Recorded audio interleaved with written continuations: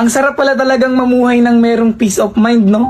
Yung tipong kahit anong marinig mo, kahit anong sabihin nila sa'yo, ay wala ka nang pakialam. Isa sa mga natutunan ko para magkaroon ng peace of mind sa sarili ko, ayaw magnampatulan yung mga bagay na hindi naman na dapat pinapatulan. Huwag mo nang pansinin yung mga hindi naman dapat pansinin. Lalo na yung mga bagay na alam mong hindi naman makakatulong sa sarili mo kapag nagpaliwanag ka pa, kapag ipinaglaban mo pa yung hindi naman na dapat pinaglalaban. Ikaw na nanunood, kung gusto mo ng peace of mind, sarili mo lang din ang makapagbibigay ng peace of mind. Sarili mo lang ang hindi na dapat papatol sa mga bagay na hindi na dapat patulan. Sarili mo lang yung makapagbibigay na hindi na dapat pansinin yung mga nagpapapansin. Deadmahin mo na lang yung nasa paligid mo. Di mo naman kailangan ng opinion ng iba at hindi mo kailangan magpa-apekto sa kanila. Dahil naniniwala pa rin ako na ikaw at ikaw lang din talaga ang makakatupad ng mga bagay na gusto mo. Maniwala ka sa sarili mo, sabayan mo ng paniniwala sa taas at huwag ka makinig sa mga negatibong komento ng ibang tao na hindi makakatulong sa'yo.